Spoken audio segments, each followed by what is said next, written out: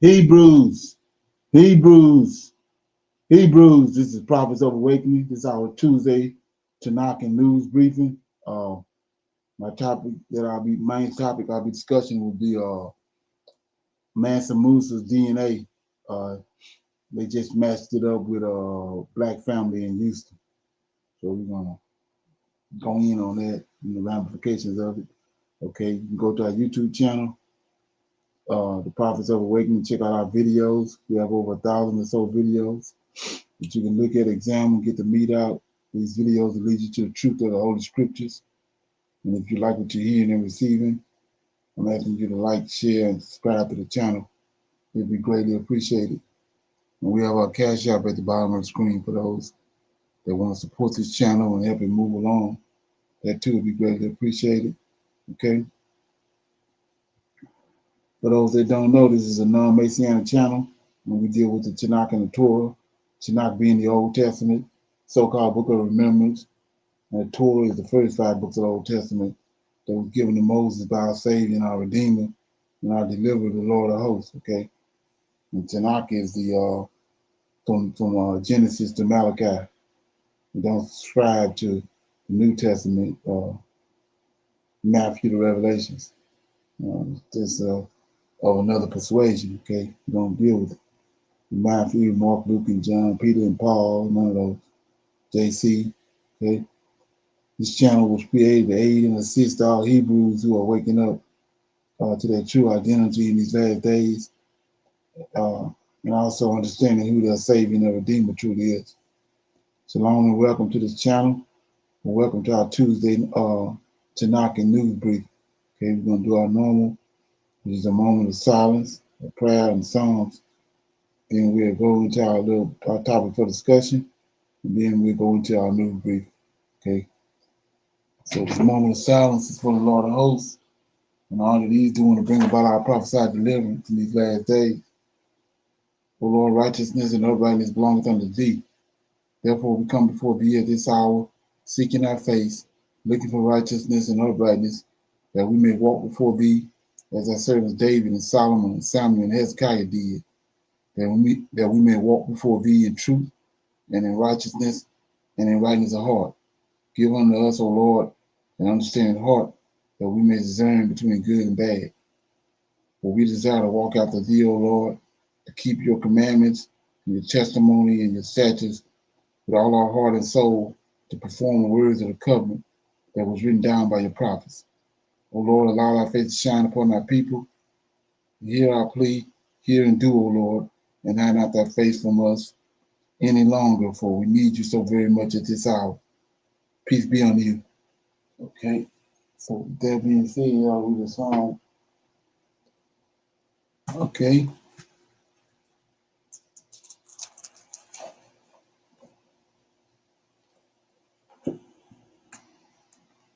Okay.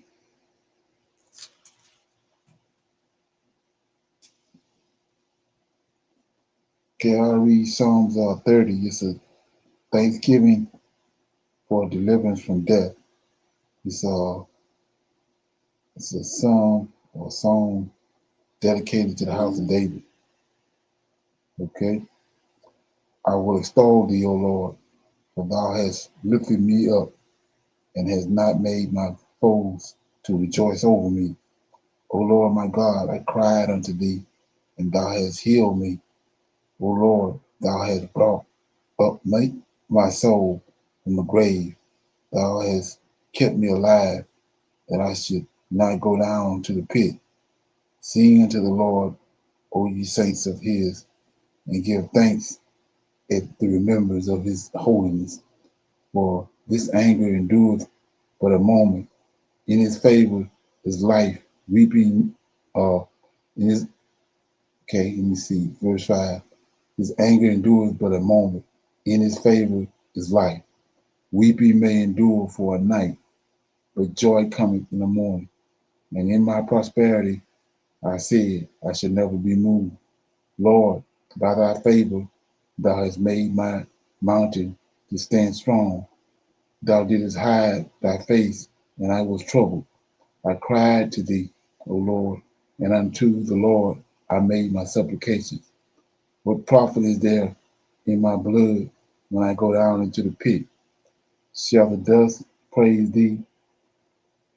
Shall it declare thy truth? Hear, O Lord, and have mercy upon me. Lord, be thou my helper. Thou hast turned for me my mourning into dancing.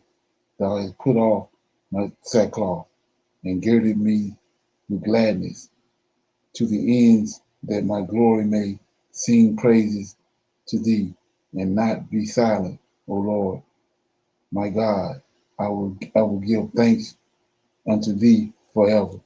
Okay, so this is Psalms 30. It's a song of David, right? And it's thanking him for establishing his house. Okay, but the thing I want to shine a light on is I had this conversation a couple of months ago, and I had a couple other that times too. But I was talking about people always talking about glory, the glory this, the glory that.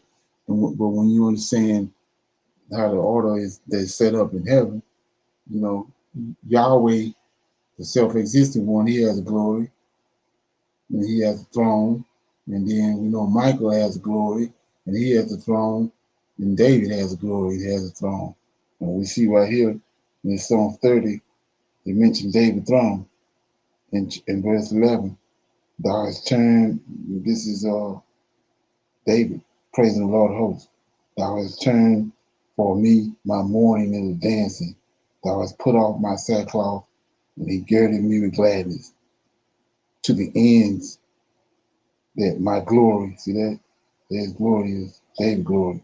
My glory may sing praises to thee and not be silent. O Lord, my God, I will give thanks unto thee forever. So we see right here, David got a glory. So when you start talking about glory and all that, you got to know what glory you're dealing with, okay? And what Lord you're dealing with, okay? So with that being said, we're going to go ahead and, like I said, my topic for discussion is I was looking through YouTube and I came across this video. I thought it was pretty interesting. It's and it also it's it's screaming at the Hebrew Israelites, okay? And so it's the name of it is the information is about Mansa Musa DNA, and what has happened is through this new technology that they have, uh, they searched Mansa Musa DNA and they traced it to a family in Houston. So we're gonna play that and then we'll talk about it.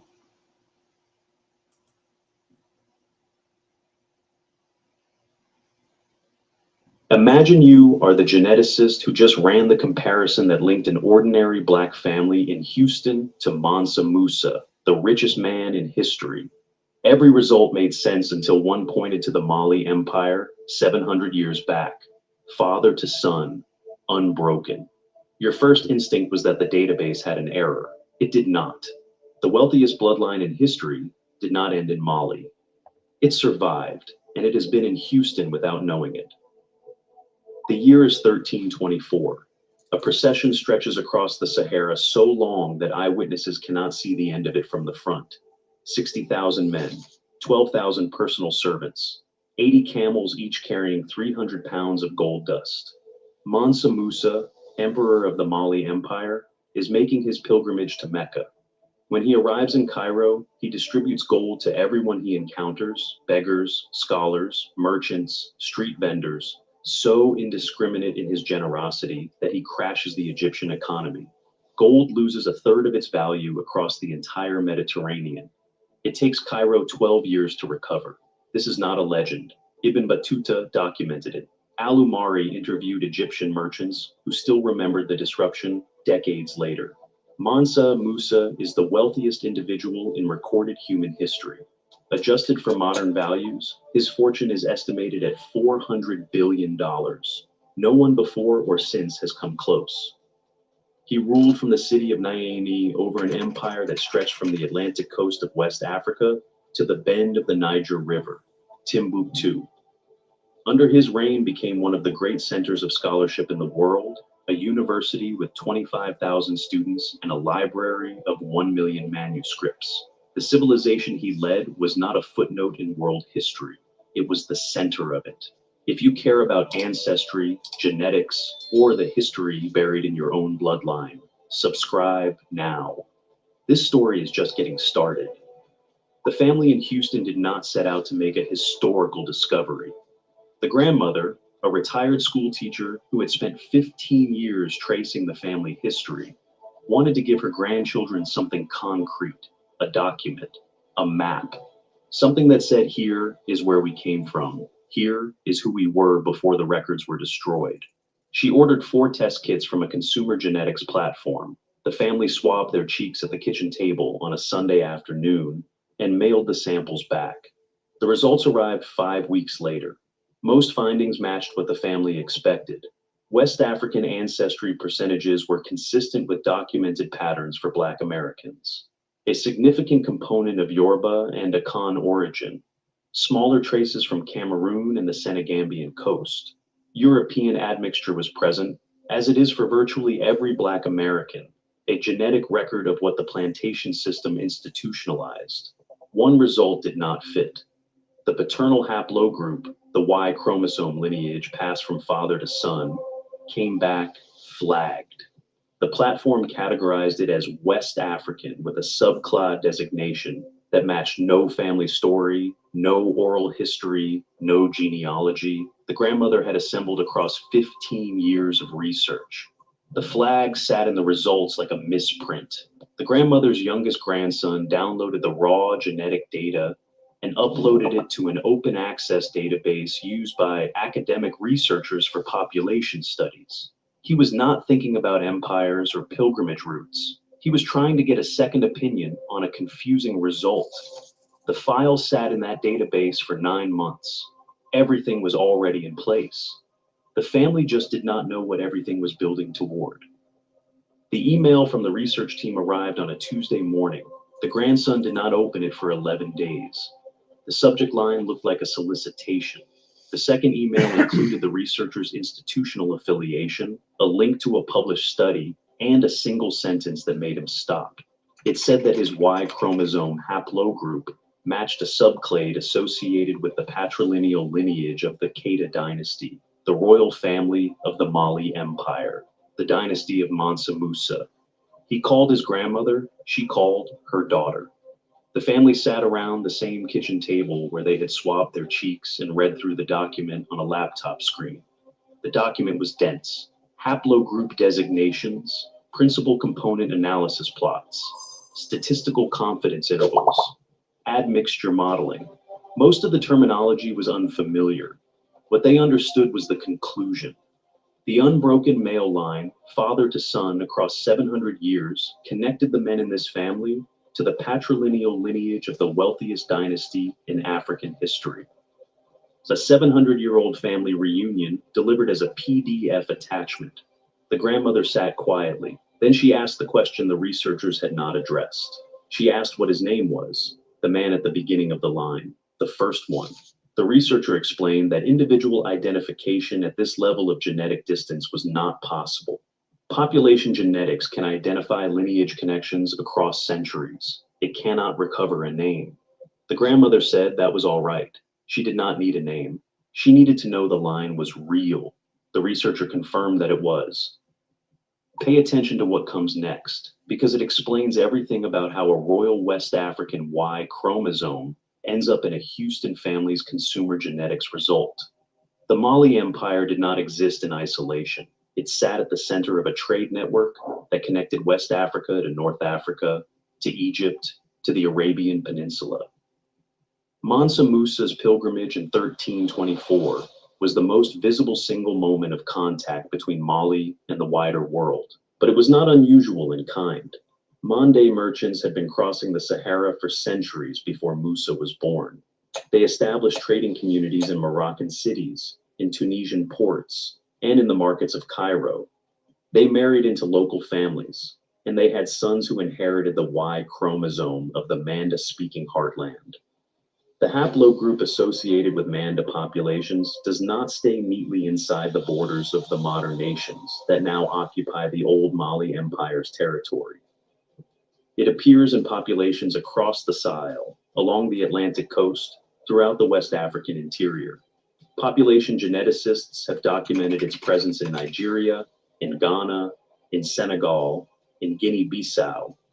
It is the genetic signature of a civilization that was connected, mobile, and expansive for centuries. When the transatlantic slave trade began, it drew primarily from exactly the regions where this haplogroup was present. The men and women taken from these regions carried with them the genetic inheritance of West African civilization, including lineages that traced back to the imperial families of Mali itself. The Y chromosome does not know it is crossing an ocean. It copies itself faithfully from father to son, regardless of what is happening to the men who carry it. The match does something that population level statistics cannot do on their own. It gives a specific family a specific ancestor. It transforms an abstract debate about African history into a concrete, verifiable link between two human beings separated by 7 centuries. It makes the argument personal, and personal arguments are the ones that change minds. But there is a reason this kind of connection has been so difficult to establish, and that reason is not scientific. It is institutional. The academic study of African history was built inside a framework that required African civilizations to be something less than what they were. When European scholars formalized the study of West African history in the 19th century, they did so with a classification system that attributed African achievement to outside influence.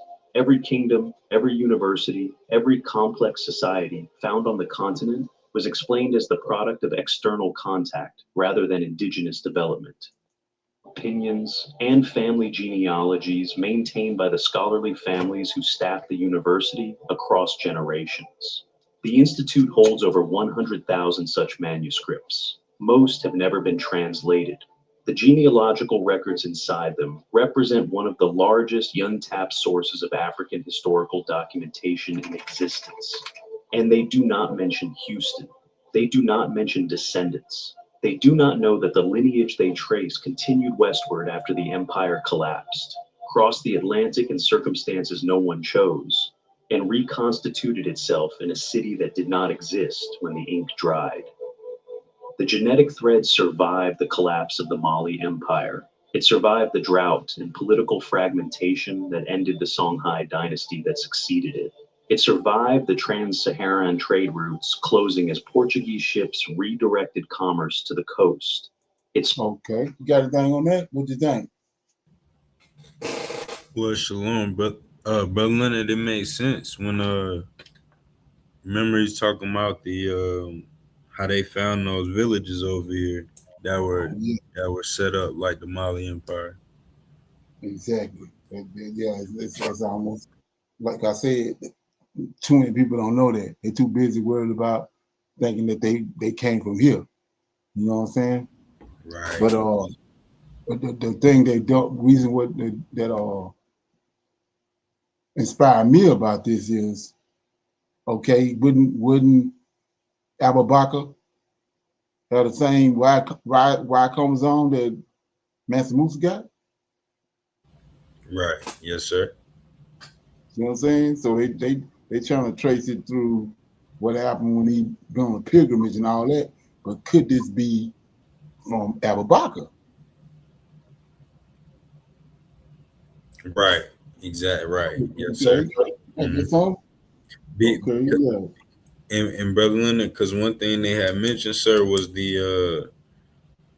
said Mansa Musa came over here in 1324, and they say Abu Bakr came in 1311, 1310, 1311. okay. Ain't So, that something? right, yes, sir. So I thought that was interesting too. Oh And, yeah, what if both of them came?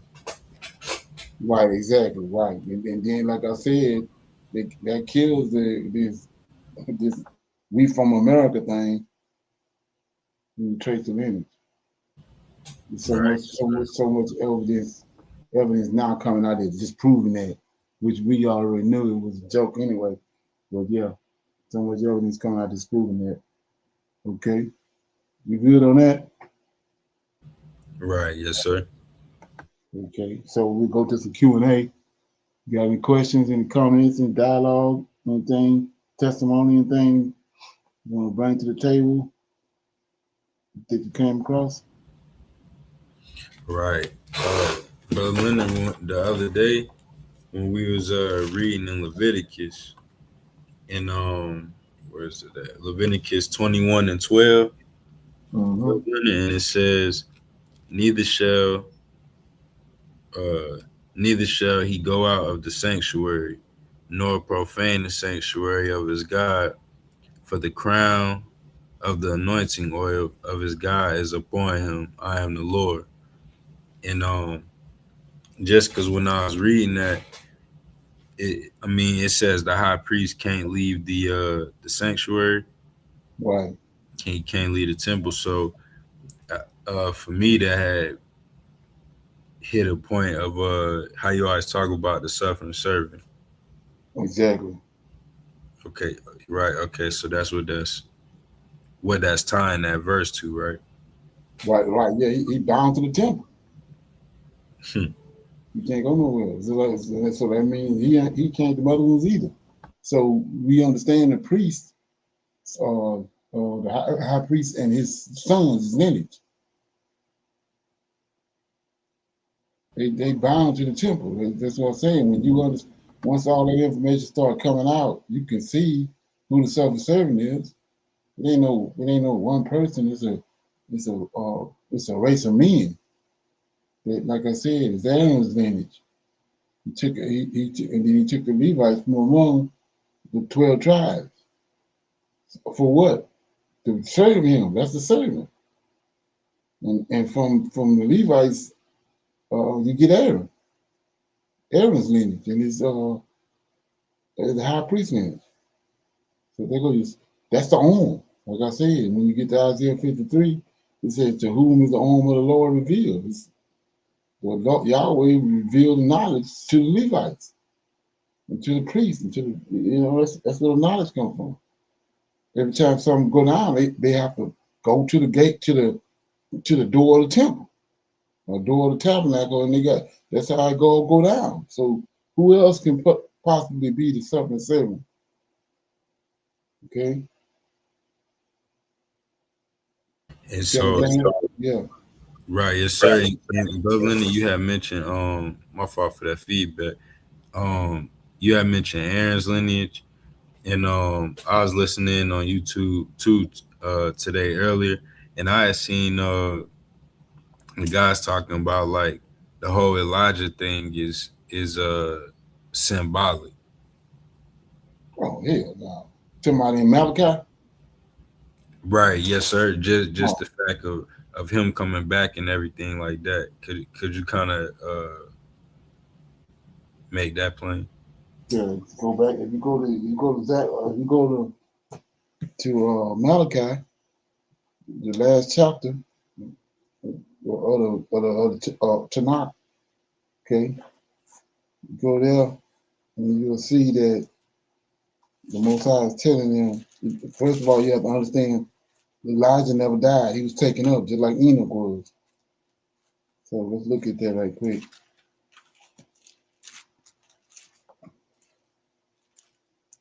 Okay, let me get it. See, so I'm in Malachi chapter 4. And then, matter of fact, I read the whole chapter because it's only 6 verses. Then you can let it ferment.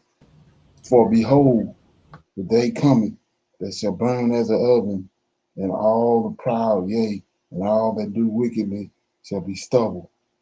And the day that cometh shall burn them up, saith the Lord of hosts, that it shall leave them neither root nor branch. So we can see right here, this first verse, he's already told us when after the flood, he put a rainbow out for Noah and his descendants and told them, I'm not gonna be, I'm not gonna do this again no more. I'm not gonna flood the earth no more with water.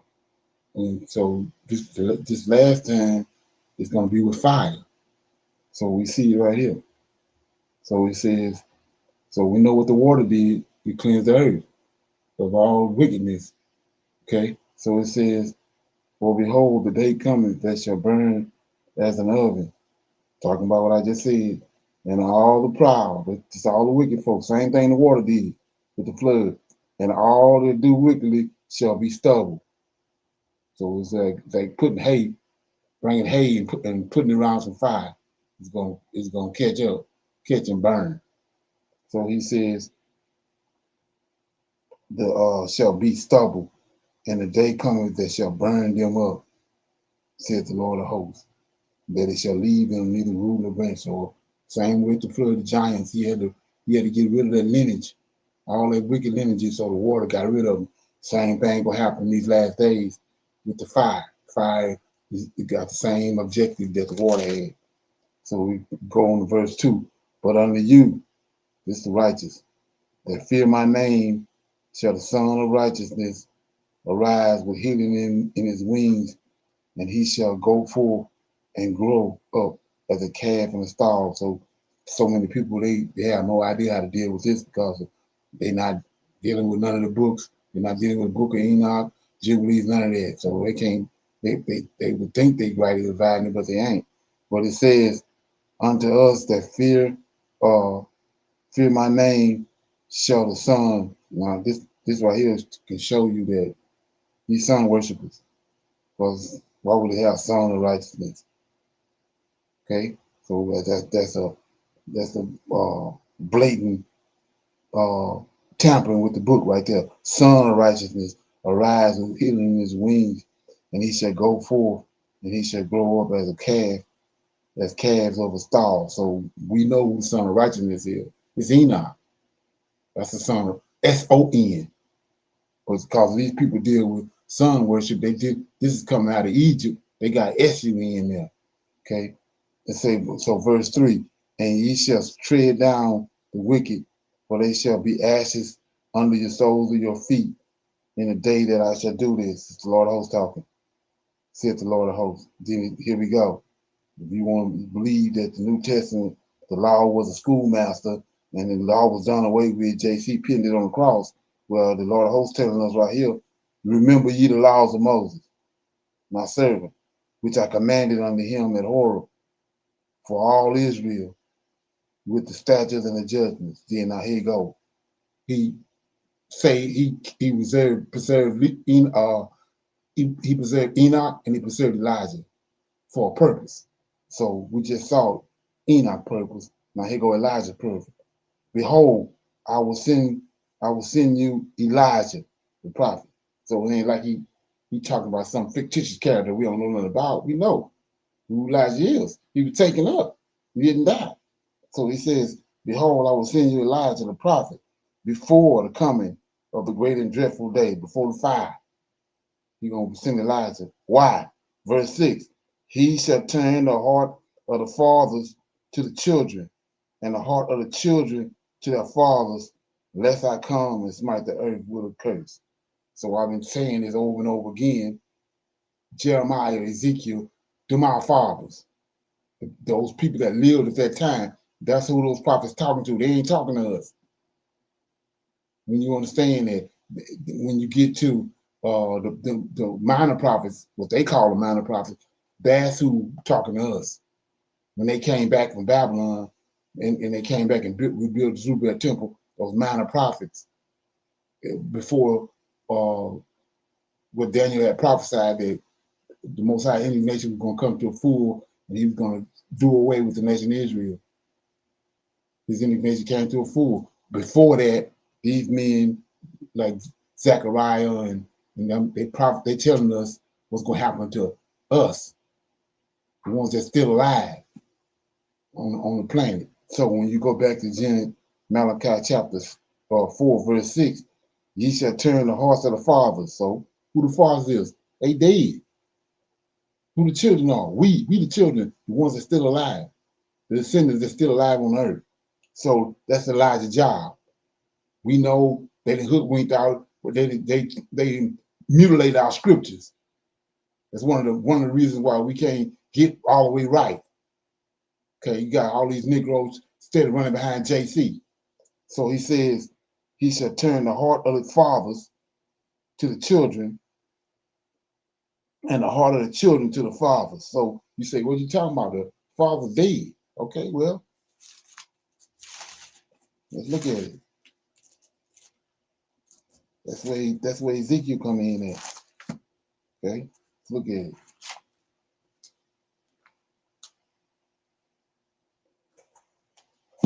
Ezekiel 37. Okay, it's in the last day. So we're gonna look at it right here. I'll read the first 10 verses, and you tell me what's what. Say, the hand of the Lord was upon me, and carried me out in the spirit of the Lord, set me down in the midst of a valley which was full of bones. Okay, caused me to pass by them round about, and behold, there was a very many in the open valley, and lo, they were very dry. And he said unto me, Son of man, okay, this Ezekiel, Son of man, can these bones live? And I answered, O Lord, thou knowest. And again he said unto me, prophesy unto these bones, say unto them, O ye dry bones, this our fathers in their graves, they've been buried in their sepulchres. O ye dry bones, hear the word of the Lord. Thus says the Lord God unto these bones, behold, look at this, I will cause breath to enter into you, and ye shall live, and I will lay sinew upon you. So he's going to do reverse osmosis. Same way the body decayed, he's doing it. He's going back, bringing it all back to these bones. Okay, he says, I will lay sinew upon you. I will bring up flesh upon you, cover you with skin, and put breath in you, and ye shall live, and ye shall know that I am the Lord. This is what I'm saying. He told us. He cast us off. We ended up on the west coast of Africa. He hid his face from us. Not came out in the open and healing people and all that. He hid his face. That's the reason why we're in the predicament we in. So right here, he when he wake his father, when he raised all these people up, they know who he is. We the ones don't know who he is. So then he says, then when I wake you up, you shall know that I am the Lord. So I prophesied as I was commanded, and as I prophesied, there was a noise, right? And behold, a shaking, and bone came together. So this is what I was talking about. Bone came together, bone to his bone. So these bones had a specific place they had to go back to their own skeleton. That's what that's telling you. It went back to where it came, to the bone, to the skeleton where it came from, because he's finna resurrect it. He's gonna put the flesh and the sinew, all those components that go to the body back on it. So then he says 7. So I prophesied as I was commanded, and as I prophesied, there was noise. And behold, shaking, bone came together, bone to his bone. And when I beheld, lo, the sinew and the flesh came upon them, and the skin covered them from above, and there was no breath in them. So you say, what are you talking about? Same with Adam. He formed Adam. The same being formed Adam. And Adam with no breath in him. Then he breathed the breath of life in him. All he's doing right here, he's resurrecting all our forefathers. That they already knew. He promised them that. Before they came with and gave us JC, he had already promised them they was going to be resurrected, and they was going to judge the earth. Okay, so he says, and when I beheld, lo, the sinew and the flesh came upon them, skin covered them from above, and there was no breath in them. Then 9, then said he unto me, prophesy unto the wind, prophesy, O son of man, and say unto the wind, thus saith the Lord God, come from the four winds, O breath, and breathe upon these flames that they may live. So I prophesied as he commanded me, and the breath came into them, and they lived. Same thing he did to Adam, and they lived and stood upon their feet. See that? How was this symbology? Okay, and they stood upon their feet, an exceedingly great army, right? Then, check it out. He said unto me, son of man, these bones are the whole house of Israel. Behold, they say, our bones are dried, and our hope is lost, and we are cut off from our parts. Therefore, prophesy and say unto them, thus says the Lord God, behold, here you go. Behold, O my people, I will open up your graves, cause you to come up out of your graves, see that? And bring you into the land of Israel. Can't get no more plainer than that. And you shall know that I am the Lord, when I have opened up your graves, O my people, and brought you up out of your graves, and I shall put my spirit in you. See that? Like he did Adam, and ye shall live, and I shall place you in your own land. Then shall ye know that I, the Lord, have spoken it, performed it, says the Lord. And so you say, what are you talking about? So just go to Isaiah. Isaiah telling you the same thing. Look at it right quick. This Isaiah is going to put the nail in the coffin. Isaiah 66. Okay, remember what he just said. Isaiah, Elijah, he's going to bring Elijah to bring the fathers back to the children. Okay, so here we go. Isaiah 66. Thus saith the Lord, the heavens is my footstool, my throne, and the earth is my footstool. Where is the house that ye have built unto me? And where is the place of my rest? For all those things have my hands made, and all those things have been, said the Lord. But to this man will I look, this David, even him that is of poor and a contrite spirit, tremble at my word. He that killeth an ox is as he slew a man. He that sacrifices a lamb is as he cut off a dog's neck. He that offers an oblation as if he offered swine's blood. He that burneth incense as if he blessed an idol. Yea, they have chosen their own ways, and their soul delighteth in their abominations. I also will choose their delusions, and I will bring their fears upon them, because when I called, none did answer. When I spake, they did not hear, but they did evil before my eyes, and chose that which I delighted not. This will cause us to get cast out. But Daniel said, the Most High indignation came to a fool. We ended up on the west coast of Africa, right? 5. Hear the word of the Lord, ye that tremble at his word, your brethren that hated you, Esau. See, now this tell you right here that Esau stole the land, that cast you out for my name's sake. See that? Said, let the Lord be glorified, but he shall appear to your joy, and they shall be ashamed. Then here you go. A voice of noise from the city, a voice from the temple, the Lord, the voice of the Lord that renders recompense to his enemy. So how did he deal with the giants the first time? David.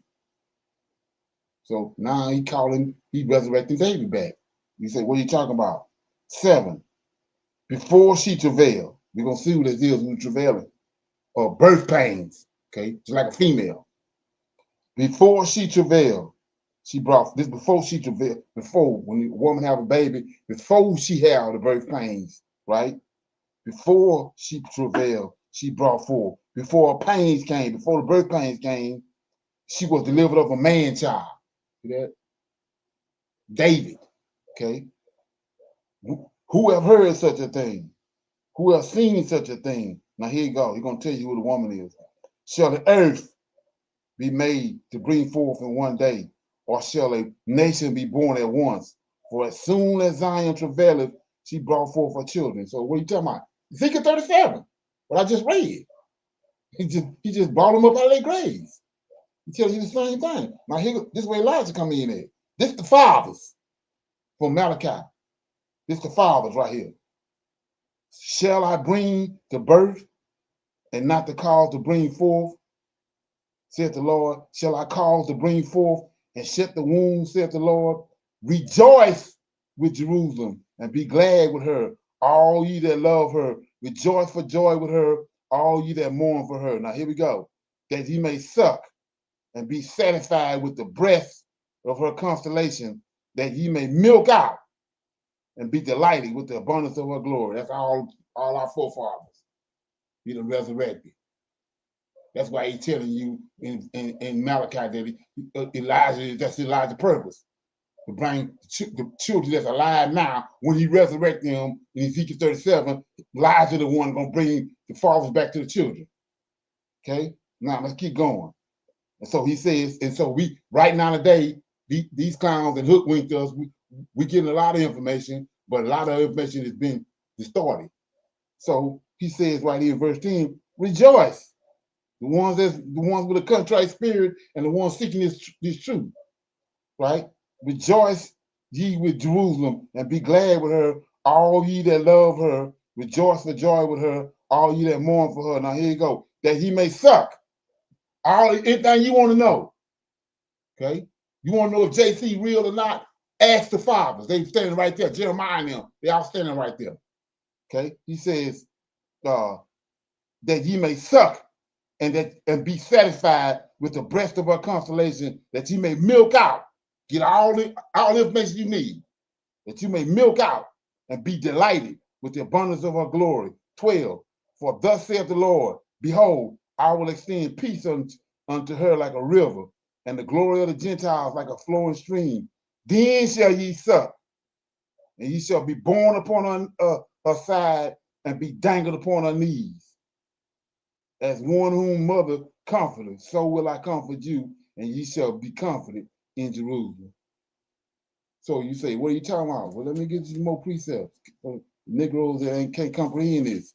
So we go to Daniel right quick.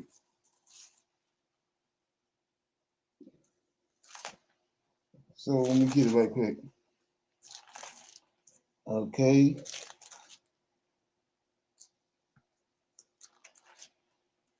Get it. Get this precept.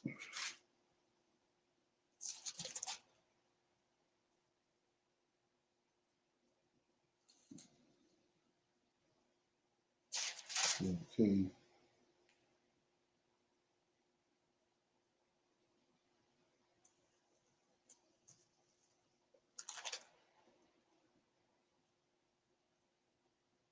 Yeah, I'm in chapter 7. This is the ram and the vision of the four beasts. And then you had a vision.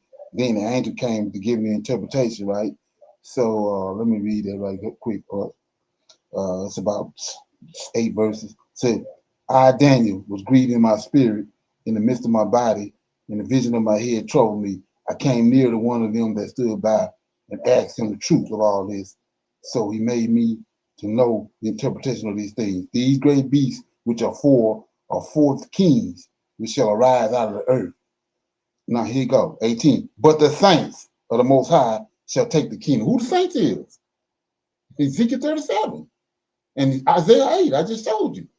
Isaiah chapter 66. These are saints. Now let's keep going. You got to understand that. But the saints of the Most High shall take the kingdom and possess the kingdom forever, even and forever. Then I would know the truth of the four beasts, which was diverse from all the others, exceedingly dreadful, whose teeth were as iron and nails of brass, which devoured and break in pieces and stomped the residue with his feet.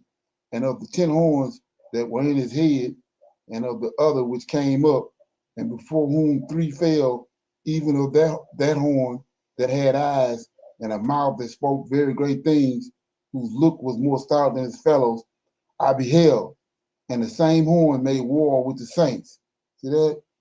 And prevailed against them that's our forefathers, until the Ancient of Days came, and judgment was set. And the saints of the Most High, and the time came that the saints possessed the kingdom. Thus he said, the four beasts shall be the 4 beasts upon the earth, which shall be diverse from all kingdoms, and shall devour the whole earth, and shall tread it down and break it in pieces. And the 10 horns out of this kingdom are 10 kings that shall arise, and another shall rise after them, and he shall be diverse from the first, and he shall subdue 3, and he shall speak great words against the Most High, and he shall wear out the saints of the Most High. See that? The saints of the Most High, and think of change times and laws. That's what we are now. That's what Constantine did. They shall be given under his hands for a time, and dividing the time. Now here you go. But the judgment is set, and they shall take away the dominion to consume and destroy it until the end. So That's where we at. They took away David's dominion, right? 27. And the kingdom and the dominion and the greatness of the kingdom under the whole heaven shall be given to the people of the saints. Who was that? The ones he resurrected. I just read it in Ezekiel 37 and Isaiah 66. So it says, under the whole heaven shall be given to the people of the saints. That's what he promised them before they died, before these folks gave us JC. So he says, the people of the saints of the Most High, whose kingdom is an everlasting kingdom, and all dominion shall serve and obey him. This is David. 28. Here too is the end of the matter. As for Daniel, my condemnation was much trouble, and my countenance changed in me, but I kept the matter in my heart. So there it is right there. And let me give you one more precept. This is a golden nugget. Okay. So I'm in Joel. Okay. This is just the GP. Okay.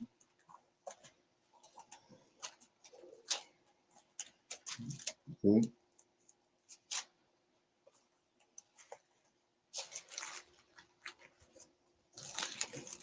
Joel, right here. So here we go. Chapter 2. Blow ye the trumpet in Zion, sound the alarm in my holy mountain, and let all the inhabitants of the land tremble. For the day of the Lord, I just read that in Malachi. It's gonna be like an oven. The day of the Lord cometh, and it shall be nigh at hand, a day of darkness and of gloominess, a day of clouds and thick darkness, as the morning spread upon the mountains. A great people, see that? A great people and strong, there have not been ever the like, neither shall there be any more after it, even to the years of many generations. Here go the fire. A fire devour before them. Behind them a flame burning. The land is as a garden of Eden before them. Behind them is a desolate wilderness. Yea, and nothing shall escape them. The appearance of them is as the appearance of horses, and as a horseman, so shall they run. Like the noise of a chariot of the top of mountains shall they leap. Like the noise of a flame of fire that devours the stubble, a strong people set in battle array. That's the army. He just told you that in Ezekiel 37. This the whole house of Israel, a exceedingly great army. Here it is, right here. Okay, he says, like the noise of chariots on top of mountains shall they leap, like the noise of flames of fire that devour stubble, and the strong people set in battle array. Before their faces, the people shall be much pain. All faces shall gather blackness. They shall run like mighty men. This is our forefathers. They shall climb the walls like men of war, and they shall march everyone on his ways, and they shall not break their ranks. Now check this out. Neither shall one thrust another.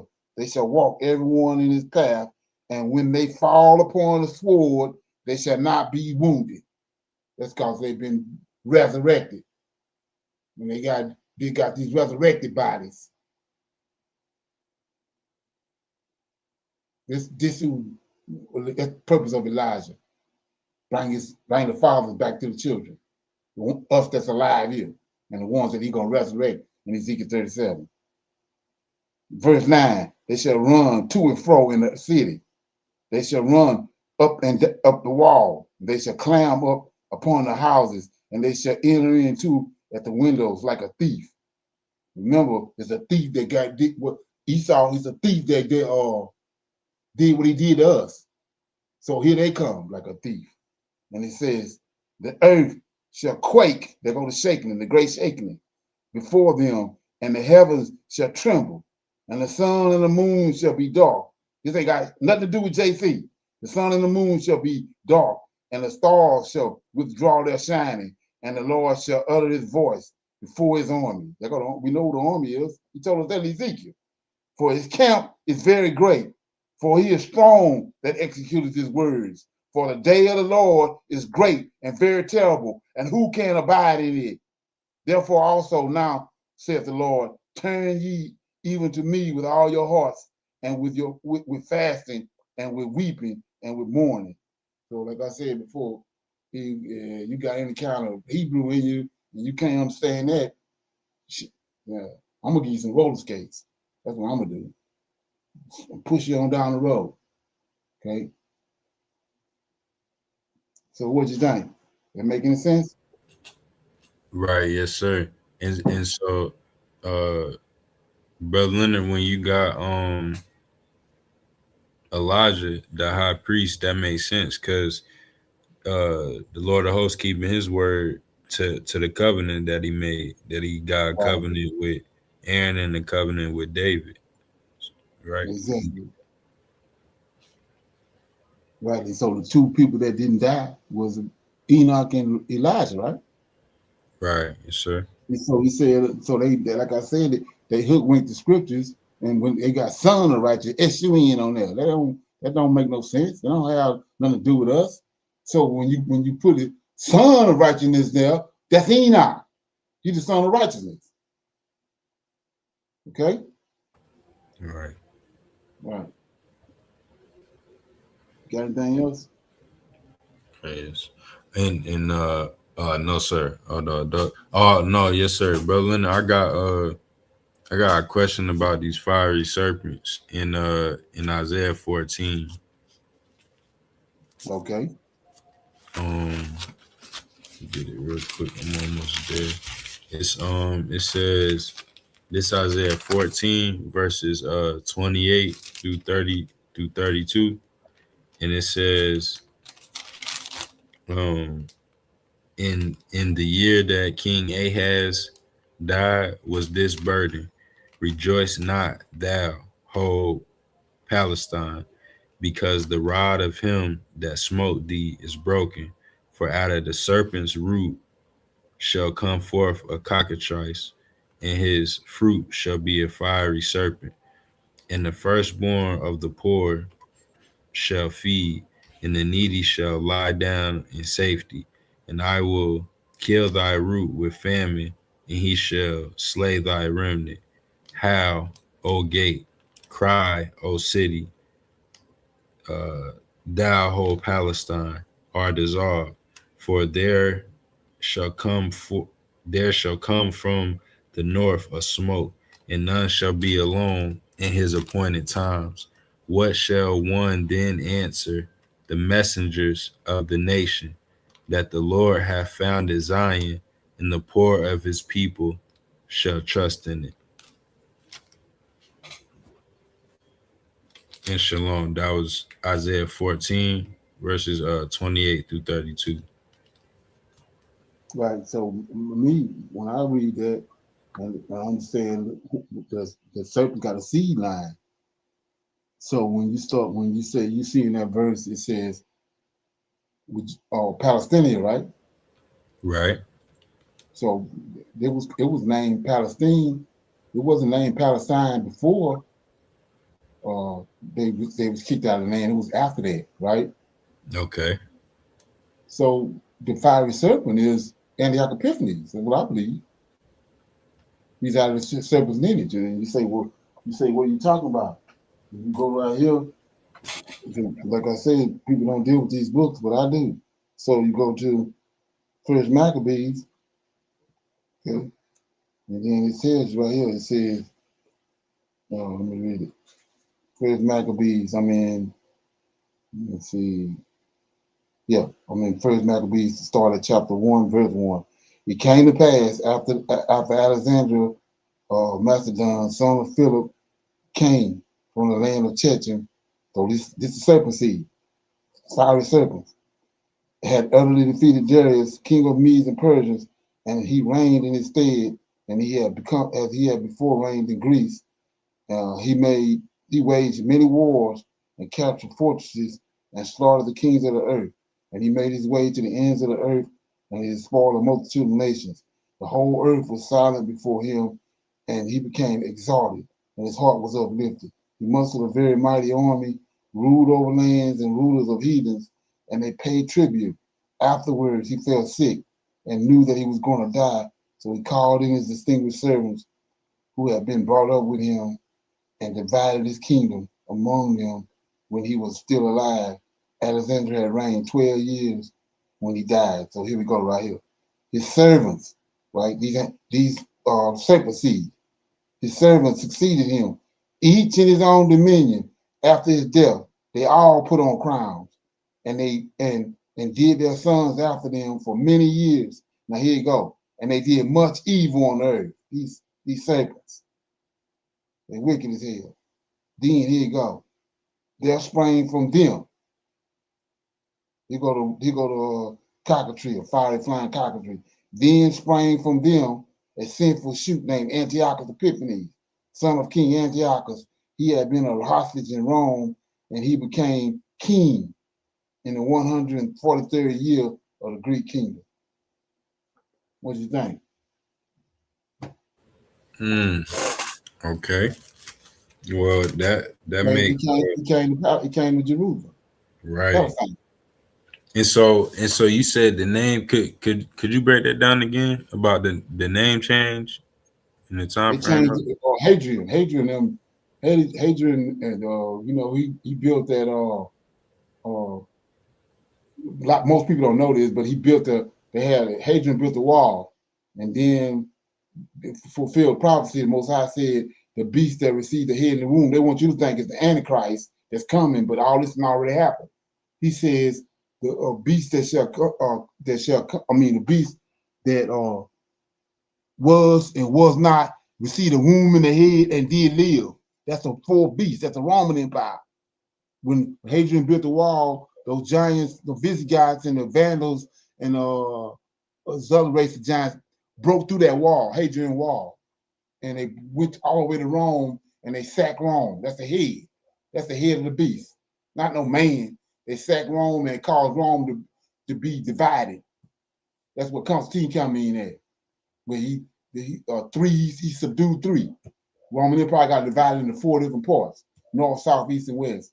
Constantine came, destroyed those other three, and brought the Roman Empire back.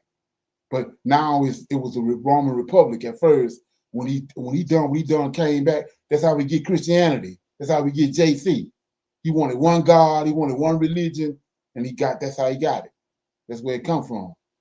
That's why he had the Council of Nicaea. But anyway, the beast received the womb in the head, but did live. Constantine brought it back to life. The Holy Roman Empire. That's how we get the Vatican. So he died. The giants came and sacked Rome. That the Roman Republic was gone. Then Constantine came, revived it, and made it and brought the fourth beast back. But now it's the Holy Roman Empire, predicated off our scriptures. That's the beast that did live and did that. So, like I said before, when you understand that, Hadrian had built that wall, and they broke through there and tore that wall down. Hadrian backfilled it, Jerusalem. He was having so many problems with the Edomites because they stole the land in 143 BC. That's the history that we're looking at. They're telling you Jews, the Edomites, from 143 BC to 70 AD. They tried to duplicate what Israelites had done. They built a temple, Herod temple. That wasn't dedicated. They had nothing to do with Yahweh. They built a temple, and like he said, but in Daniel 11 and 14, they're gonna pick up the vision, but they're gonna fall too. They fell in 70 AD. And then by the time Hadrian came, he backfilled the whole place. He was tired of dealing with them because they had this perverted zeal. So he backfilled the whole thing with dirt and covered it over, and then he renamed it, put it somewhere else, and then he called it Palestinian. That's how you get Palestine. Okay. Did you know that?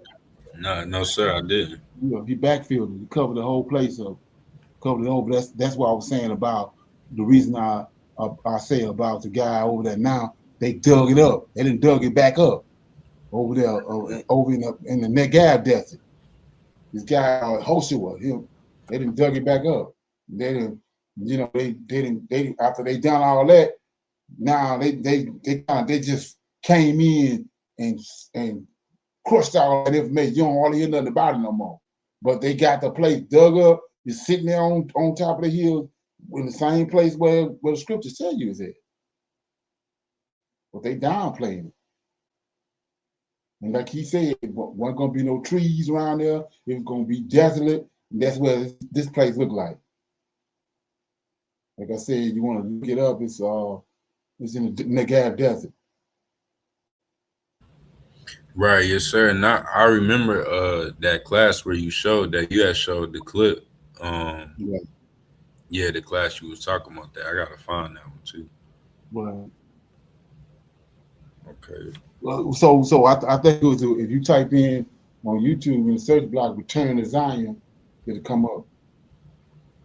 But yeah, that's where he get Palestine from. Was he renamed it after he got after all the drama because the Roman Empire was that Jerusalem, Zion, our homeland was a thorn in the side of the four beasts, the Roman Empire, because of, even though we wasn't there, we was on the west coast of Africa, but it was a thorn in the side because of what it was, and these Edomites were trying so hard to be trying to duplicate us, duplicate the zeal that we had for the Lord, and so they got tired of him. And that's what I said, Hadrian backfilled the place because he didn't want nobody else coming back.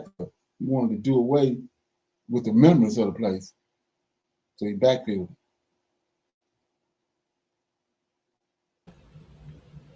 So that ain't in the Bible, and it ain't in the history books. That's what Negroes don't know. But yeah, you good on that? Right, yes, sir. I'm good on that. Okay, so here we go right here. In case somebody don't know about it, they didn't attack Iran again. Attacked Iran today, and within minutes, fear of a much larger war began spreading across the Middle East.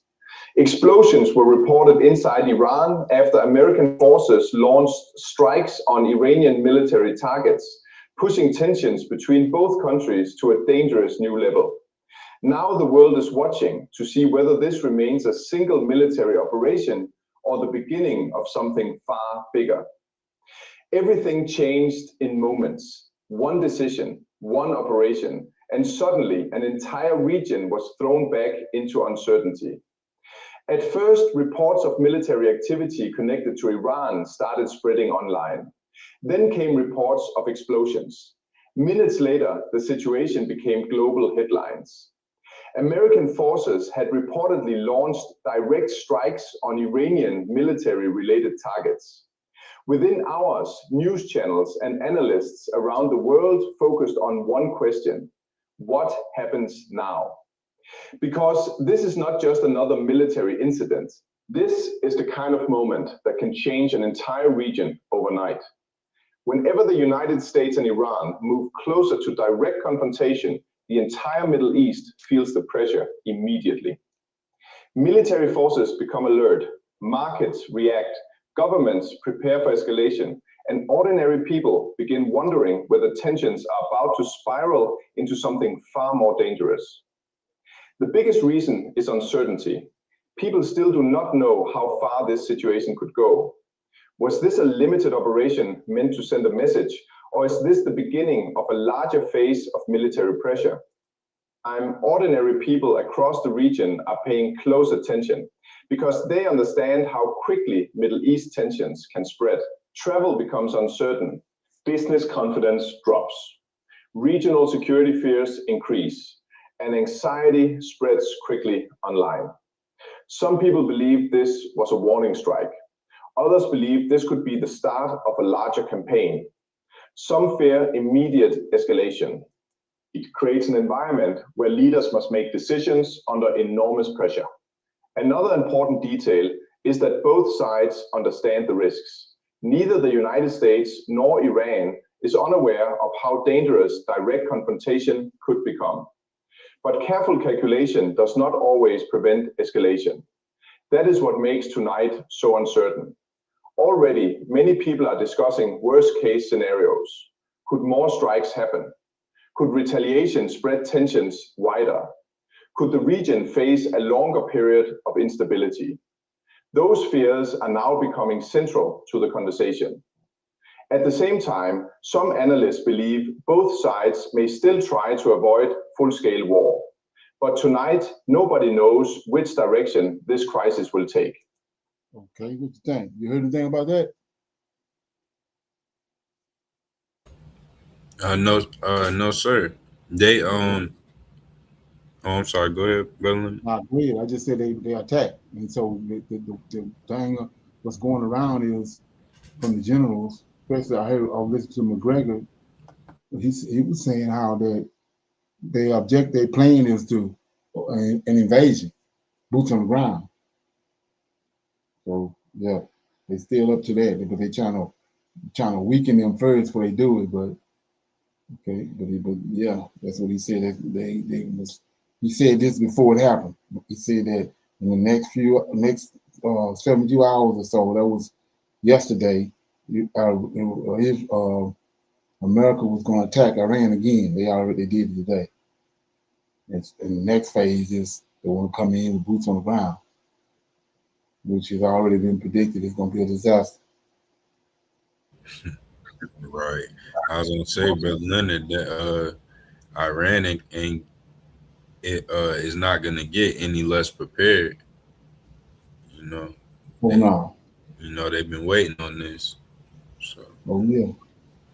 And it's a lot more going on than they tell us about. I mean, I played the video Sunday where um, Egypt got 400 some thousand troops on the border on Egypt border. They got a problem with Israel because they looking at what's happening and they thinking that this their opportunity to what do you call that? Revenge, get their revenge from what happened the last 60, 70 years. Where I think they lost like 3 times to Israel since they've been there. right. So Egypt want them out of there. Okay, just like the scriptures say, the whore, though he's gonna hate the whore. Okay. Right. So with that being said, yeah, this is another one I thought that was pretty interesting. I got a couple of videos on it, just of what's going on with the Ebola virus.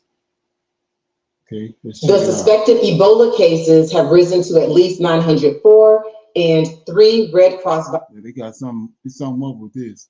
Volunteers have passed away from suspected Ebola. I'm Dr. Frida, and here is your Ebola update for Memorial Day. According to the Congolese Ministry of Communications, there are at least 904 suspected cases of Ebola. And according to the officials of the DRC regions, there are at least 220 suspected deaths. According to the CDC, most patients infected with Ebola are between the ages of 20 and 39, and 2/3 of the cases are in women. There has been a gathering restriction placed by the DRC when it comes to funerals, wakes, and any gatherings in the Democratic Republic of Congo. There must be only 50 people or less. And there have been funeral restrictions as well. All burials of patients suspected to have had Ebola must be carefully monitored by officials. And this is why patients who have passed away with Ebola are still able to transmit Ebola for days, even from their deceased bodies. And one of the traditions in many of the DRC burials is for mourners to actually touch the bodies of the deceased. There was an escape of suspected Ebola patients. A fire was set to one of the tents that was to hold isolated patients with suspected Ebola. And during that fire, 18 patients suspected of having Ebola actually escaped from the tent, and their whereabouts are now unknown and undocumented. This was in the DRC. The US travel ban has been expanded. Not only are non-US citizens who have been in high-risk areas for Ebola within the past 21 days not permitted to enter the United States, now, even if you have a green card, you are banned from travel back to the United States for now.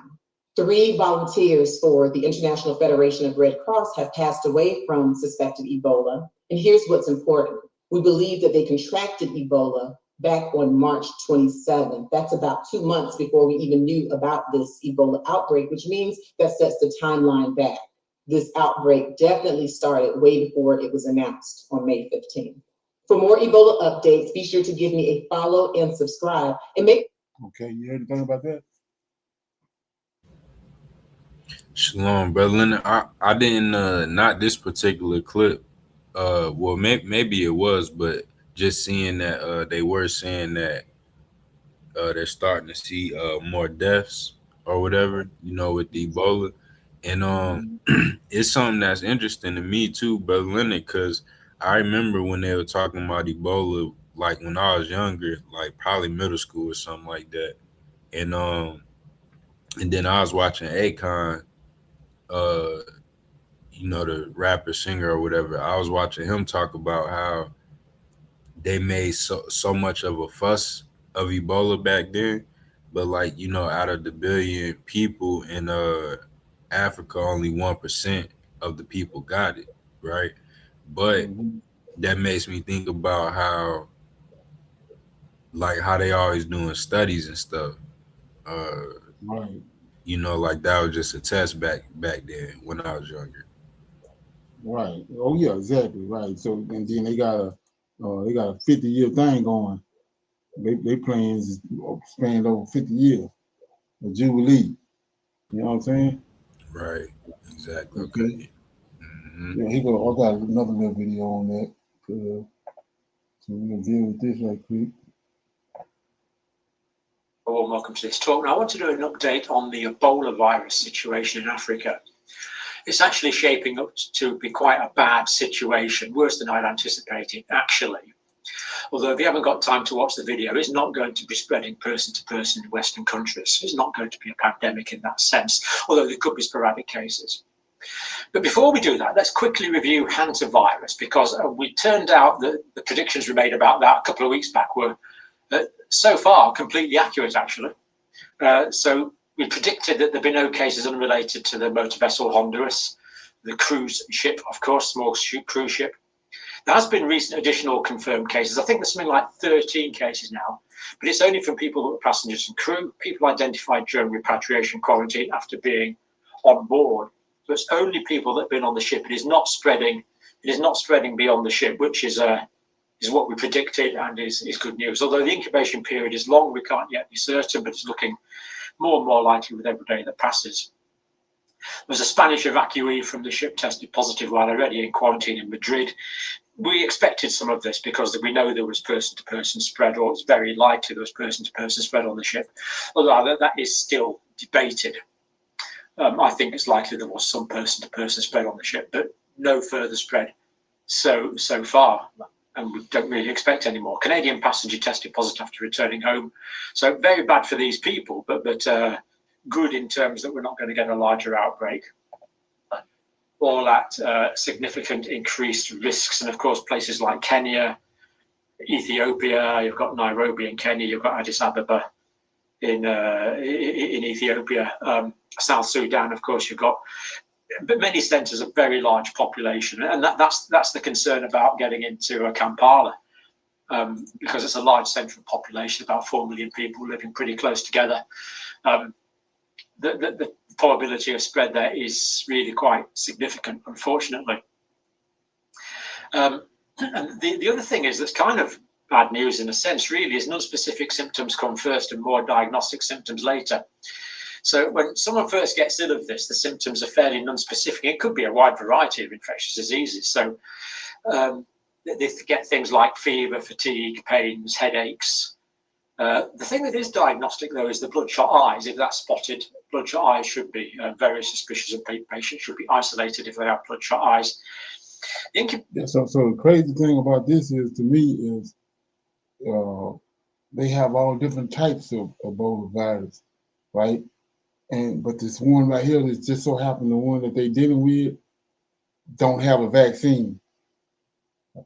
All the other ones got vaccines, but this one right here, what they dealing with now, don't have a vaccine. Come on, man, it's crazy, bro. Don't make no sense to me. You got anything on that? Yeah, that is interesting, brother Leonard. Them not having the vaccine already. They normally have one ready. when Right, they got one for all the other ones, but this one, the strain right here, they don't have a vaccine for. It just happen to be the one that's that's an outbreak. Yeah, it's very interesting. Right.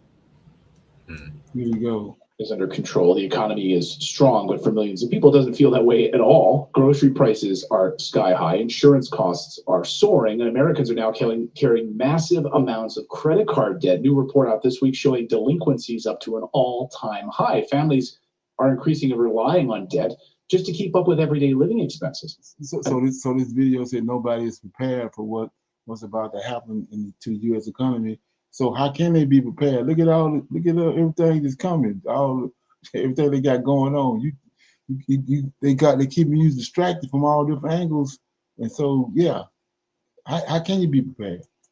At the same time, investors right now are watching precious metals markets closely as concerns continue to grow over inflation, the weakening purchasing power of the U.S. dollar. Hell, Alaska just became the latest state to now allow gold and silver as a legal tender in that state, moving away from, even U.S. states are moving away from the U.S. dollar.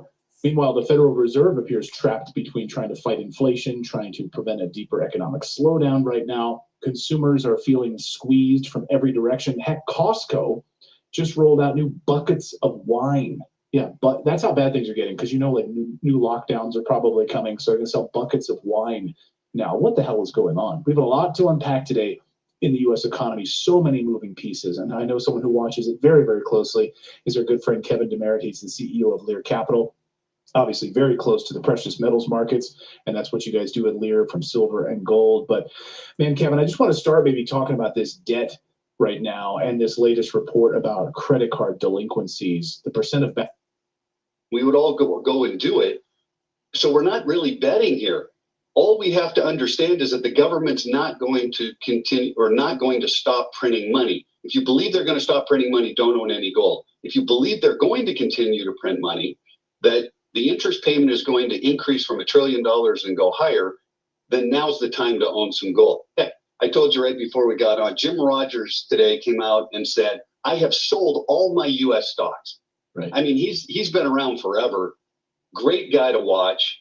And just has completely sold everything, which is really against what his diversification strategies and everything have been for a long time. So I believe there's something coming. I can't tell you exactly what it is, but it feels like there's another black swan event going to be around the corner for us at some point here, and just trying to get people to prepare with some portion of their portfolio in precious metals or some other assets that would be, a great hedge against what's coming.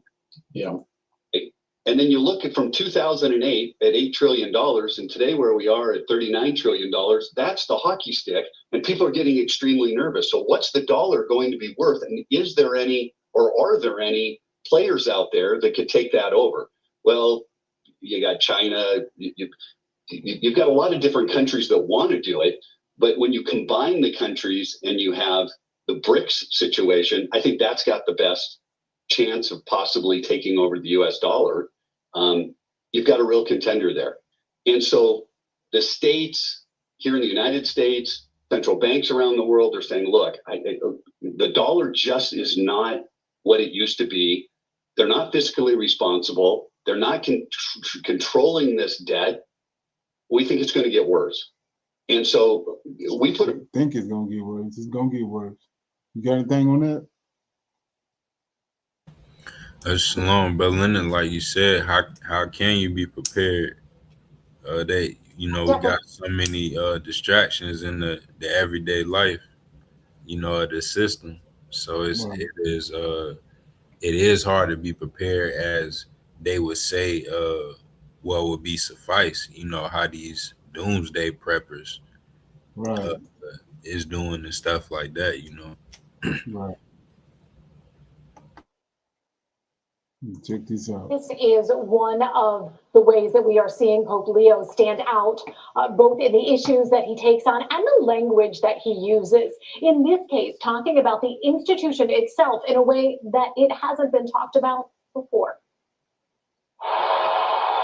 1 year after Cardinal Robert Francis Prevost was announced as the new Pope, Pope Leo is releasing a document setting him apart from his predecessors. Other popes have released papal writings called encyclicals, but Pope Leo's message on humanity and artificial intelligence also addresses the church's culpability for slavery in a new way. It's different from what we've heard from previous popes in that what Pope Leo has done with this document is invoke the church. So if you haven't heard it, this Pope right here and apologized for the Vatican's role in legitimizing slavery as an institution. Dr. Tia Noel Pratt is Special Assistant to the Vice President for Mission and Ministry at Villanova University. Is there something that held previous popes back from going as far as he did? When we talk about, particularly when we talk about racism, it is what happens most frequently is leaving that conversation at an individual level. She says that difference matters. He has taken this conversation to the next level and taken it to the institutional level, which has not happened before. And because of that, it is truly impossible to overstate the importance of what has happened with this document today. The Pope's document saying in part, quote, "Neither can we deny or diminish the delay with which both society and the church came to denounce the scourge of slavery." Pope Leo also apologizing, saying, quote, "It is impossible not to feel deep sorrow when contemplating the immense suffering and humiliation endured by so many in stark contrast to their immeasurable dignity as persons infinitely loved by the Lord. For this, in the name of the church, I sincerely ask for pardon." Pratt says Pope Leo's words can also create a new level of conversation within the U.S. Catholic Church. What happens in schools, what happens in Catholic higher ed, what happens in dioceses, where do we see churches closing and parishes reorganized? What communities are most deeply affected by these changes that are being made on a fairly regular basis? Okay. What you think about that? Smoke and mirrors or what? Well, that's interesting too, Brother Leonard. But to me, it makes me just think about how it's getting closer to everybody. Like it actually coming from them. Like, nah, they're the Hebrew Israelites, and it being like, a proclamation to come. Right. Exactly. You can see the stage being set. Right. Okay. I got two more of these, then we'll pick a scripture, okay? Check this out. I thought this is pretty interesting. Right here. Okay.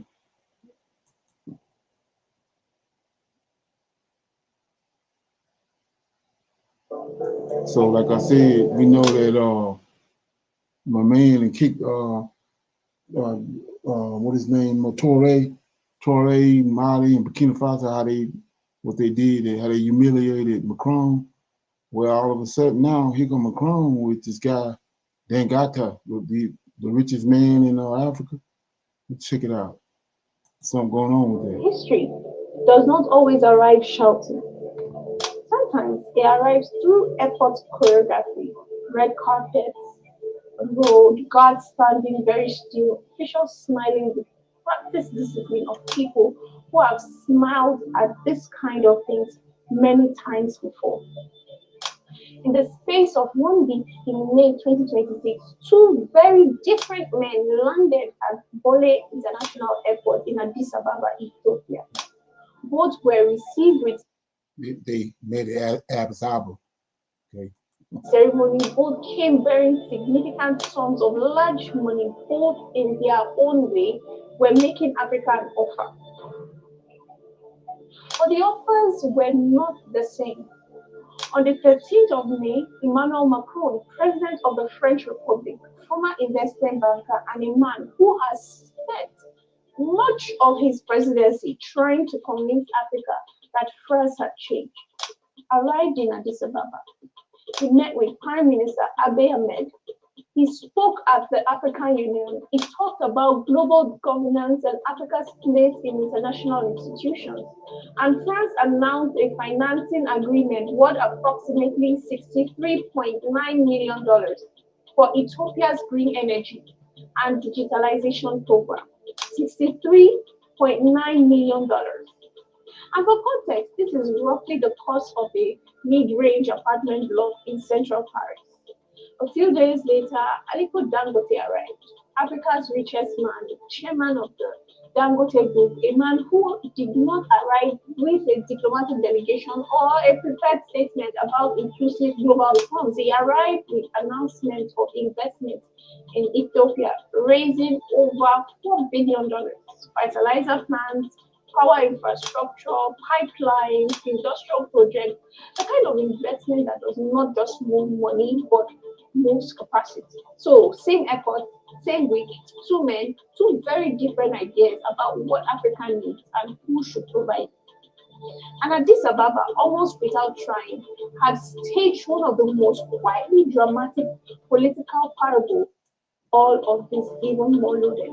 Behind every conversation about development in Ethiopia stands the Grand Ethiopian Renaissance Dam, GRD, Africa's largest hydroelectric project, over 5,000 megawatts of capacity, a reservoir holding 74 billion cubic meters of water.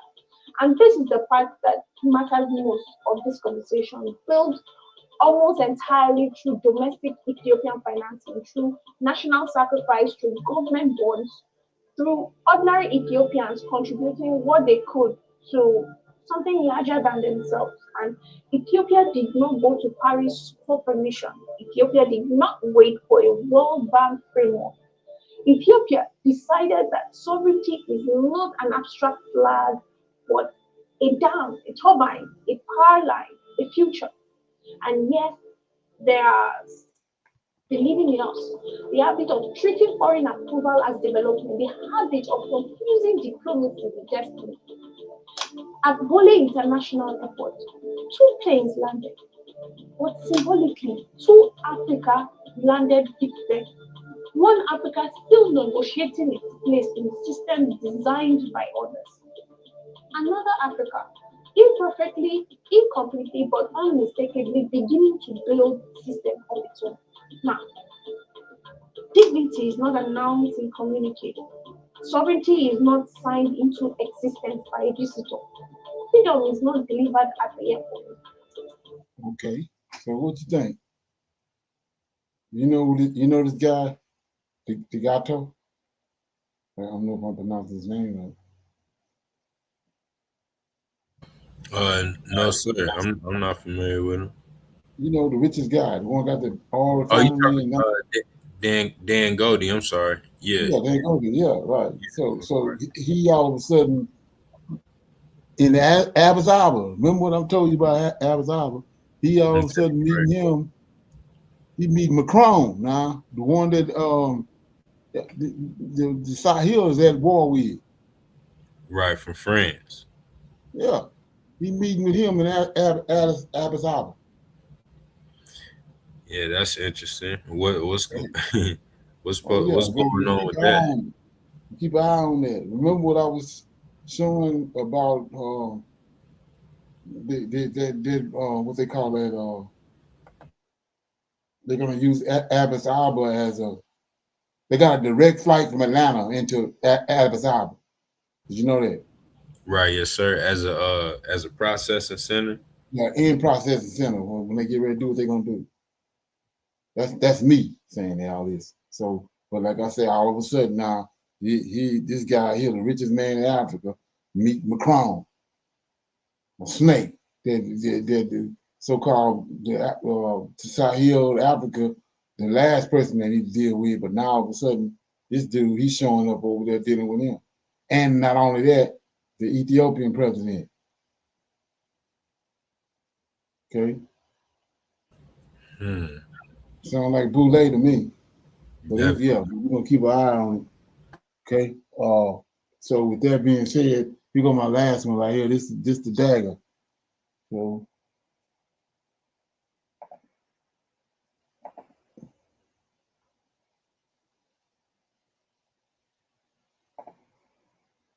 that's not a projection. That's not a worst case scenario. That's what's actually happening to American Christianity right now. hold on, let me go back. 15,000 congregations that survived, 15,000 churches will close in 2026. That's not a 15,000 projection. churches That's gonna not a close. worst case scenario.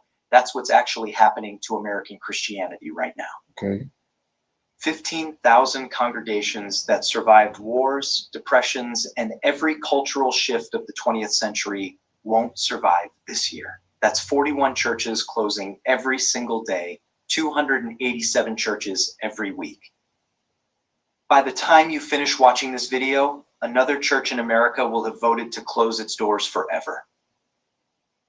Pastor Michael in Ohio told me about the moment he knew it was over. He'd been serving the same congregation for 19 years, a beautiful brick building built in 1952 by families who gave everything to establish a Christian witness in their community. Last month, the church council met for the final time. They had $847 in the bank. The building needed $30,000 in repairs they couldn't afford, and average attendance was 12 people with an average age of 68. They voted unanimously to close, and people wept. He told me, "I never thought I'd be the pastor who closes the church, but every pastor I know is watching their church die in slow motion." Today, we're investigating the greatest crisis in American Christianity, a crisis happening right now in every state, across every denomination, affecting millions of believers. 15,000 churches closing in 1 year is more churches than exist in 47 states. That's the equivalent of every single church in California shutting down in 12 months. But here's what makes this catastrophic. It's accelerating. In 2000, approximately 3,500 churches closed annually. In 2010, it was 6,000. In 2020, it was 10,000. And now it's 15,000. By 2030, we could see 20,000 churches closing every year. And by 2040, entire denominations that shaped American Christianity for centuries will functionally cease to exist.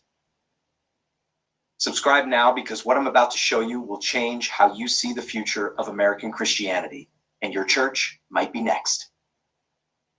Let me show you exactly what's happening across American Christianity, denomination by denomination. The Methodist implosion. The United Methodist Church, America's third largest denomination, is in free fall. In 2020, they had 30,000 churches, and today they have 23,000. That's 7,000 churches gone in 6 years. One Methodist district superintendent in Tennessee told me, "We're performing triage because we can't save them all. And every month I get calls from churches asking for help, and I have to tell them there's nothing we can do." The Methodists' split over sexuality didn't save anyone. Conservative churches left thinking they'd thrive, but they're struggling, and progressive churches stayed thinking they'd attract young liberals, but they're declining faster than ever. The Presbyterian meltdown. The Presbyterian Church USA had 11,000 congregations in 2000, and today they have 8,800, losing approximately 200 churches per year. Average Presbyterian congregation size dropped from 180 members in 2000 to 89 members today, half the size in 1 generation. A Presbyterian pastor in Pennsylvania told me, "We have the building, we have the history, we have the theology, but what we don't have is people. Our youngest elder is 57 years old, and when I look out on Sunday morning, I'm looking at the last generation of this church." The Episcopal extinction. The Episcopal Church is facing potential extinction within our lifetime. In 1960, they had 3.4 million members, and today they have 1.6 million, losing over half their membership in 60 years. More alarming, their median age is 69 years old. In 20 years, most of those members will be dead, and they're not replacing them because confirmations are down 80% since 1960. The Catholic crisis. Even the Catholic Church, the largest Christian denomination in America, is hemorrhaging members. In 2000, 45% of Catholics attended Mass weekly, and today it's 33%, a 27% decline in 1 generation. Since 2000, over 3,000 Catholic parishes have closed or merged. A Catholic priest in New York told me, We're closing parishes that have been here for 150 years, and now we're selling them to developers who turn them into condos and breweries. The evangelical surprise. For decades, evangelicals were the success story, but between 2006 and 2021, evangelicals lost 40% of their members. The churches that were supposed to be the future of American Christianity are now declining faster than the denominations they replaced. Statistics don't capture what's actually happening, so let me show you the human cost. The last service, Grace Community Church in rural Indiana held its final service on January 12, 2026, just 2 weeks ago. The church was founded in 1889, and for 137 years, it was the center of community life. 58 people attended the final service, most in their 70s and 80s, and they sang Amazing Grace, the same hymn their grandparents sang at the church's dedication. People wept openly. Pastor David, who'd served there for 31 years, said, "This church baptized me, this church married me, this church buried my parents, and now I'm the one who has to close it." After the service, they locked the doors for the last time, and the building will be sold, probably demolished. One elderly woman, 84 years old, told me, "My great-grandparents built this church with their own hands, and now it's gone. What do I tell them when I see them in heaven?" The young pastor's dilemma. Rachel graduated from seminary in 2024, 29 years old, and full of passion for ministry. She was called to a small Presbyterian church in Michigan with 45 members and tried everything to revitalize the congregation. Nothing worked. In 2 years, attendance dropped from 45 to 31, and the church council started discussing closure. Rachel told me, "I did everything right, but you can't revitalize a church that's already dead." She said, "I'm 29 years old, and I'm going to be the pastor who closes this church with $100,000 in student loan debt. This isn't what I signed up for." I mean, growing in America. Okay. What you think? Shalom, Brother Leonard. Yeah, I think it's a sign of the times, you know. Yeah. So it remind me, like I said, that this was coming. What remind me of Isaiah 52, 13, 14, 15. Specifically 15. You're gonna things you're gonna see, but you ain't been told. And then now you're gonna have to reconsider. You know what I'm saying? Right. They never told them that they was gonna be these churches gonna be closing. but you witnessing it. So there's something wrong. There's a dead camera line somewhere. So now you got to reconsider what you've been told. Come on. And what you believe. Okay? And it ain't this just one side of it. Look at the information that's coming out on about who the real people of the book it really is. And what's going on with JC. It's all like I say, you can apply all this to Isaiah 52, 12, 13, 14, 15. Okay? Experiential worship that people feel. They believe God acts today with healing and miracles, and they adapt quickly to cultural changes. Churches serving immigrant communities are thriving, with Korean churches, Hispanic churches, and African churches growing because first-generation immigrants bring strong religious commitment. But here's the warning. Immigrant churches face the same trajectory as Lutheran churches, where first generation thrives, second generation participates, and third generation leaves. Some churches are growing by being unapologetically theological. They teach doctrine, they expect commitment, and they make discipleship central. One pastor told me, "We don't try to make church easy or entertaining because we teach the Bible seriously. We expect people to serve, and people are responding because they want something worth giving their lives to." Churches that genuinely serve their communities are growing. One growing church in Detroit focuses on community development with job training programs and financial counseling. The pastor told me we stopped asking people to come to our building because we went to them, we served them, and eventually they wanted to know why. What does this mean for the future of American Christianity? Let me give you 4 predictions.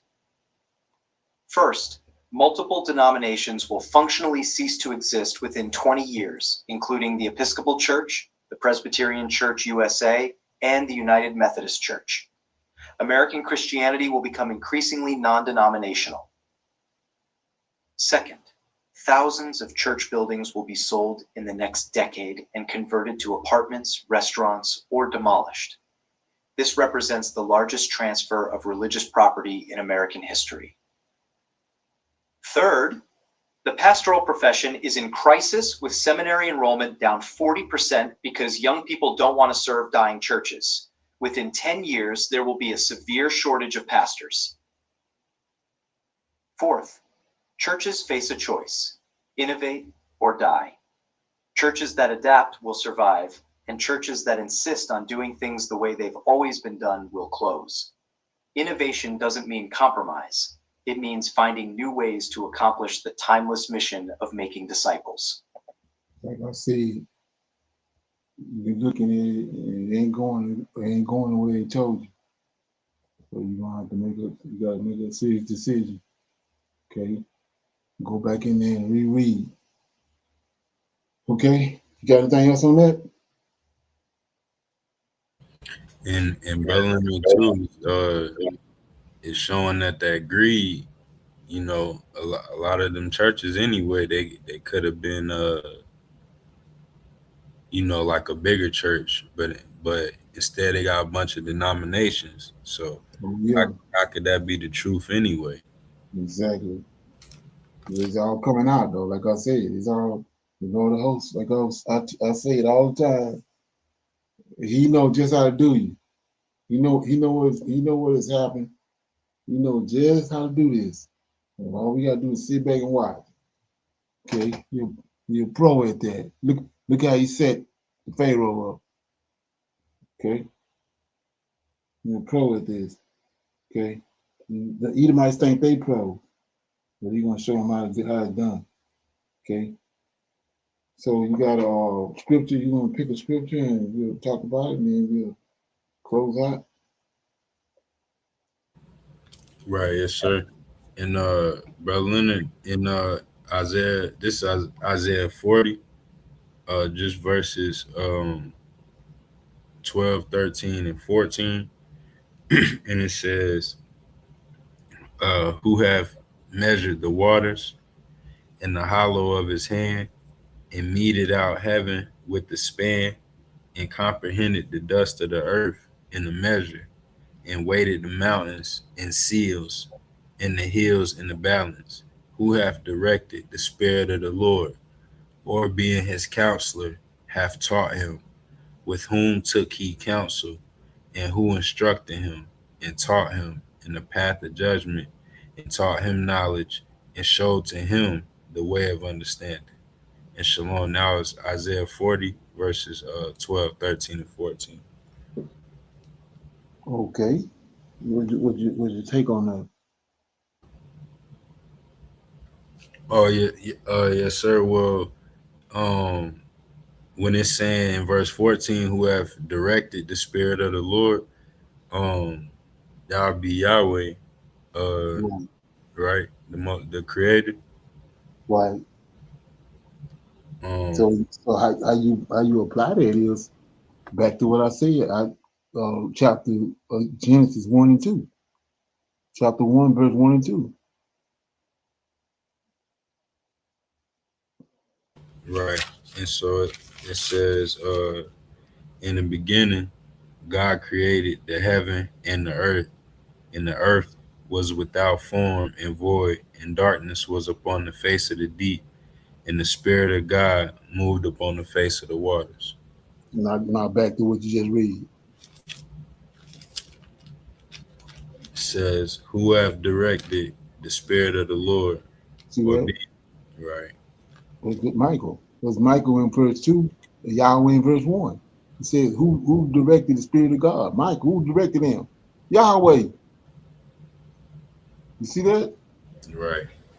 Okay, they trying to trick off how they writing it down, but the Spirit of God, the angel of God, all the same being.